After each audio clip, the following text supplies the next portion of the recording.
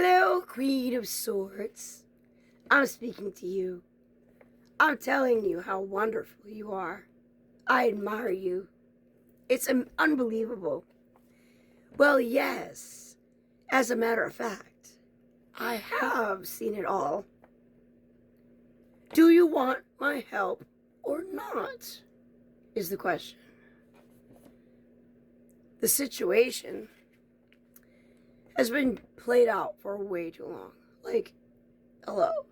It's almost like leading a horse to water, right? You can't force it to drink because it's a horse and don't know any better. But you still lead it there anyway. It's the same thing as a man stuck in quicksand and they speak a different language, for example, and you're holding your hand out. They know they're sinking. They know they need help. But because they can't understand what you're trying to say and you're holding a hand out, they don't understand that you're basically trying to pull them out of quicksand. You know how frustrating that is? I still admire you for loving the way you do, but having the knowledge to still make it through. You are amazing. They say that your best humor, it's like you're cute when you're mad, right?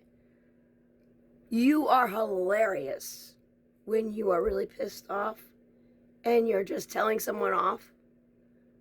Not for the person you are telling off, but for everyone else around them, for example, right? So you've been told. They don't want me to talk for some reason. I don't know. But just realize that all of this skill was born of challenge, pain, and loss. But that's what makes you so amazing. You didn't let anything bring you down. You knew where you had to go and you went there. Said no one and nothing is going to stop me. You pretty much experienced everything life could throw at you. Any sadness, any difficulty. And then you have an amazing sense of humor because you know that laughter is healing. As long as you can laugh at yourself, right? You had turned any sadness or difficulties past into strength. Amazing sense of humor at times. The darker side, the lower side, like dirty side, yosh. You wield your truth like a magic wand because it is your magic. You are the queen of swords. Yo, so awesome was 333 just when I paused it. You are absolutely brilliant. You are a person that everyone wants advice from. Just know exactly what to do, and you can immediately point out the right direction to go in. That's all from experience, of course. That's not because you're prideful, because you're in the upright. Just with a flick of the wrist, you know exactly what to do. Widely known that you'll help just about anyone. But you will not be the fool that suffers after already suffering so much. Whenever people bring drama your way, you just simply won't accept that. You cut it clean with your sword. Get away from your majesty's presence with that and then coldly dismiss it. Walk away. Straight to the point, always. But those who are wise accept your counsel and who are generally trying to improve their own lives, shared with your sometimes wicked tongue. Those who gain the favor will actually enjoy the occasional zing, right? With their experience. Take the good with the bad.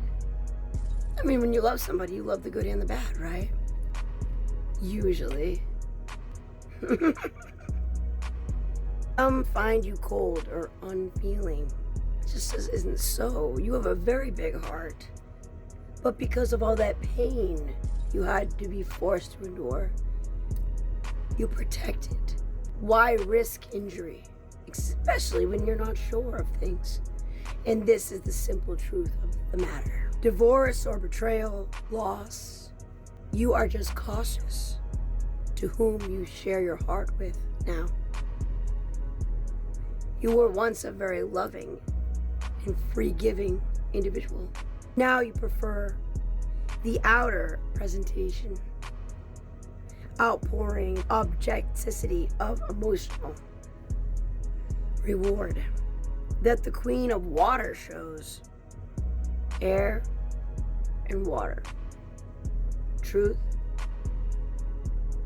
and emotion, two very important aspects of a balanced woman. You can be a queen with both, and as you build steps to being an emperor or an empress, gathering all four kings and queens, betrayal has made you. You've always been a loyal friend. Always. You still are. If someone told you not to share anything really personal or secret, they wouldn't. They would keep it close because they're of the swords, king and queen of swords, right? They understand how important real truths can be, and not just to be thrown nilly-willy and gossiped about the whole internet knowing, right? They still stay loyal because they see your soul. They see how you shine inside, and they want to bring that brilliance out of you. They see your potential. They see who you really are. It can be mysterious sometimes because they know that you can see them regardless of the mask they put on. Honestly, it's nothing to fear being seen by somebody who works through love. Perhaps it's surprising to you that both the Queen of Swords and the Queen of Waters are very similar. They get along quite well. They're very balanced with the truth and emotion. The words of awareness. People aren't perfect. To be put under the microscope and scrutinized, splitting hairs and picking apart every single flaw, quirk, or characteristic that does not fit into a box. Trying to categorize a personality and then say it's a disorder or it's a type or it's a this or that. We have come to the point in life of diversity is so vast with so many people in the world from all around the world that you could create so many different types of people and personalities. You no longer can fit anything in a box. We're still at the same system as like the early 2000s with everything. That's why things are backing up and starting to fall apart. And here's the Queen of Swords coming to tell you, we need to get on this. Sarcasm can be funny, but don't overdo it if you are an air sign. Other people see you as brilliant, independent, experienced, realistic, witty, insightful, wise, very caring and strong, patient, usually. But unfortunately, you're judgmental, aloof, can be bitter, critical, demanding, intolerant of people who make half-hearted attempts. Feng Shui is patience, and learning this is important for some.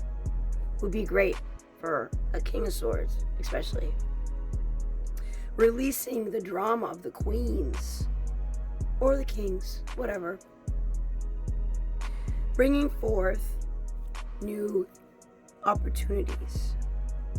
Perfectionism, but try not to bury emotional pain, which is something they do because they're truth. They're not much of an emotion, even though they get along with emotion, because, hey, opposites attract, by the way. Mind and the heart, which you use for intuition to navigate the life that you live.